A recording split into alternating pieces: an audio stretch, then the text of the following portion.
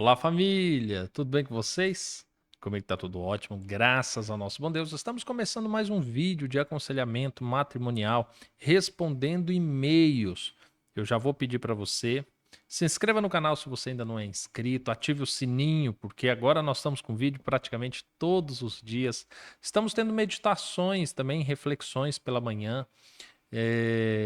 Se você puder se tornar membro do canal, se torne membro também, vai estar ajudando muito. E se você desejar, você também pode nos mandar um e-mail e então, assim que tivermos a oportunidade, nós também faremos um vídeo respondendo. Vou deixar o e-mail aqui para você. E se você desejar um atendimento por vídeo chamada, um acompanhamento também, né, em casal e tudo, também é possível. Os links estão na descrição do vídeo.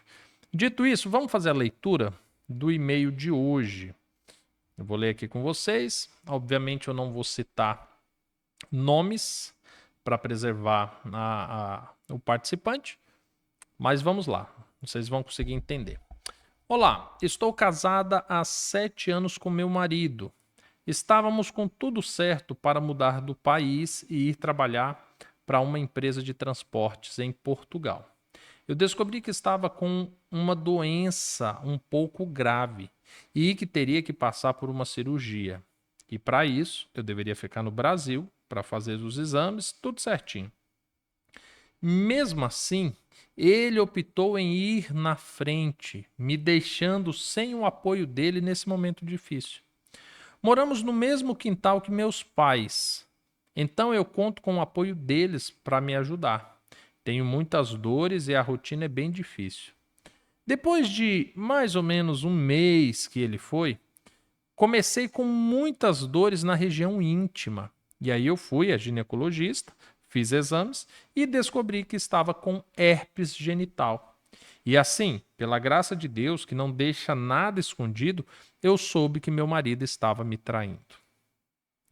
Quando indaguei a ele, ele não negou, mas não confessou tudo.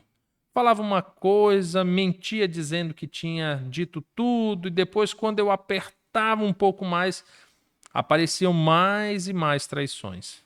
Nem sei se ele me disse tudo. Tenho dúvidas, por conta dele de não ser honesto desde o início. Ele voltou alguns dias depois para o Brasil, dizendo-se arrependido, que ele estava cego pelo pecado e que quer mudar. Sinceramente, eu não consigo acreditar. Tentei ficar com ele em casa, mas me sinto muito mal e desconfortável. Mal conseguia dormir quando ele estava aqui. E depois de orientações e preocupação dos meus familiares, devido à minha saúde debilitada e pela presença dele não estar ajudando nos meus cuidados, pedi para ele se retirar, para eu conseguir cuidar da minha saúde e focar em mim mesmo. Mesmo com ele fora, é muito difícil cuidar de mim mesma. Estou depressiva, cheia de dores devido à doença e acabo sempre vendo coisas que ele tem feito no celular. E vi que nas madrugadas ele tem mexido nas redes sociais. Esqueci de falar que ele me trai há 5 anos. Pelo que disse, além do vício de masturbação, pornografia, ele saiu com prostitutas durante esses anos e disse que foram apenas 5 vezes. Mas eu não consigo acreditar em mais nada. Nem sempre foi um marido carinhoso. Não, melhor. Ele sempre foi um marido muito carinhoso, prestativo, gentil e que falava tanto da palavra de Deus que parece que estou casada com um estranho. Tenho tentado evitar falar com ele. Eu queria acreditar na vontade de restauração dele e a minha para o nosso casamento reviver. Mas eu não sei o que fazer mediante tudo isso. Vi que nossa intimidade se perdeu. A minha admiração e respeito por ele, como a confiança. Minha mãe diz que ele tem que sentir que perdeu para dar valor realmente e querer mudar. Alguns dos seus vídeos, eu vi que essa não é a postura correta. Eu gostaria muito de um respaldo na palavra do que fazer na minha situação. Me sinto muito desorientada e perdida, sem esperança em qualquer futuro. Me ajude, por favor. Deus abençoe grandemente, família. Amém. vamos lá. Sobre esse e-mail, sobre aquilo que você descreveu, já dá para nós fazermos uma leitura da situação e canalizarmos um aconselhamento. Primeiro, essa teoria da sua mãe não presta. Primeira coisa, essa teoria não é boa. Esse discurso, olha, você tem que fazer ele sentir que perdeu. Ei, isso chama-se vingança. Isso não funciona. A Bíblia fala que a vingança pertence a Deus. Então, primeira coisa, essa ideologia que a sua mãe plantou está errada. Segunda coisa, quando seus familiares falam assim, olha, manda ele embora para você cuidar de você sozinha. Outro péssimo conselho. Terceiro, você ficar morando no quintal da sua mãe com mais de 7 anos de casado. Não, também está errado. Então, assim, eu vejo, primeiro, eu já vou falar dos erros do seu marido e como você lida com isso. Mas essa questão de você estar no meio familiar, com a influência presente da mãe, dos parentes, dizendo o que você deve fazer ou deixar de fazer no que diz respeito ao seu casamento, isso é gravíssimo, isso é terrível. Então, isso está 100% errado, essa questão. 100% errado. Não tem nada de certo nisso. Agora, falando do seu marido, ele pecou, ele mentiu.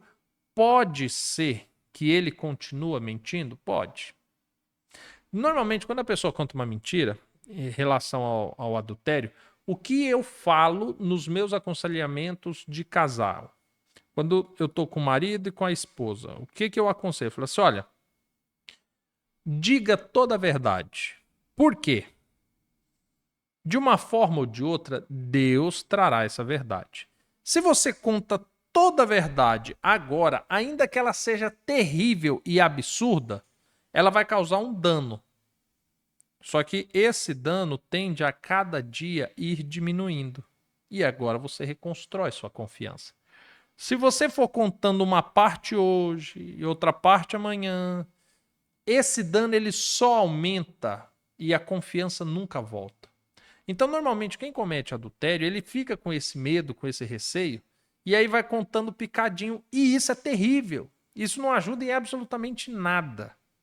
Então, é possível que o seu marido ainda esteja mentindo? Sim, é possível. Mas tem uma coisa que eu te aconselharia em relação a isso.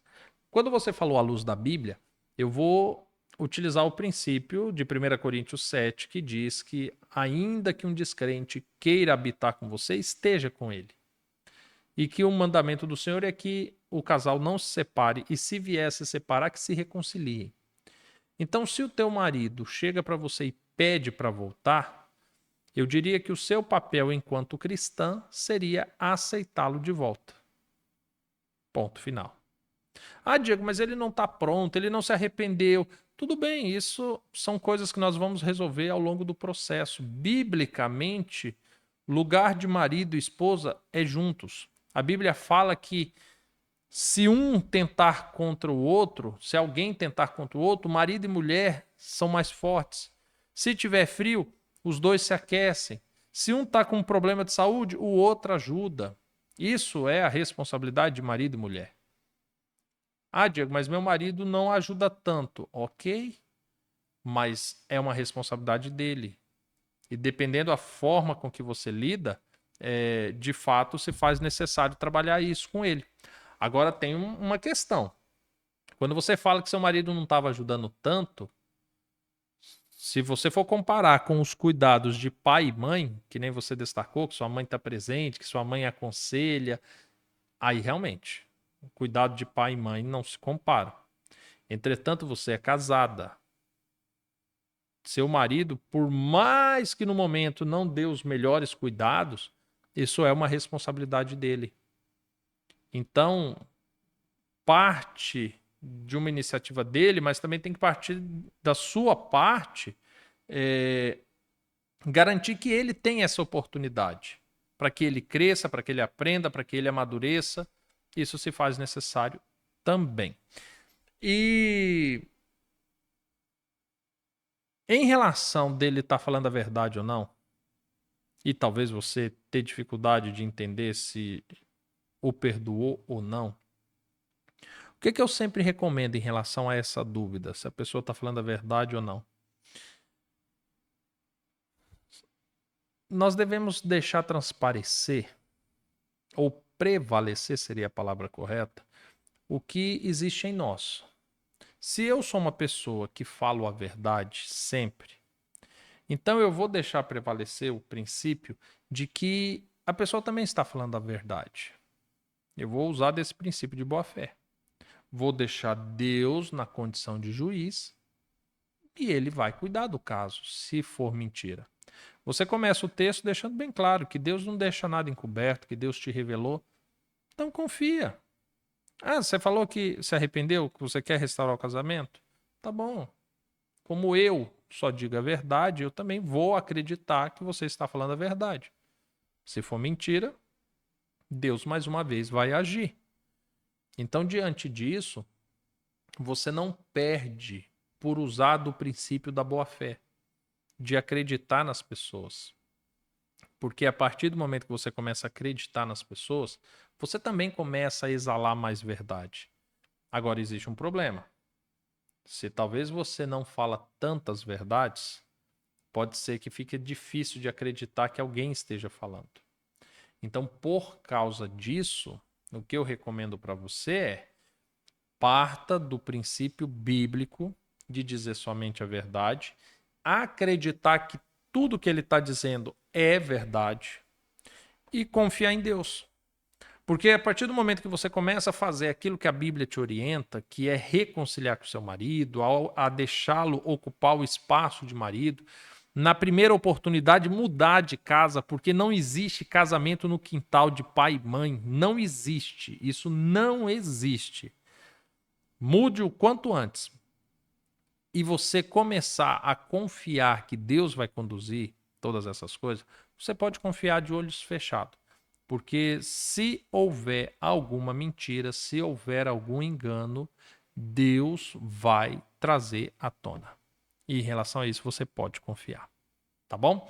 Tem mais coisas para a gente conversar, mas eu acredito que esses são os primeiros passos que você precisa dar. Resolve essa questão da sua família, resolve essa questão do seu marido, traga ele para perto de você, comece a confiar nisso, ainda que seja mentira por parte dele, mas parta de você o princípio da verdade.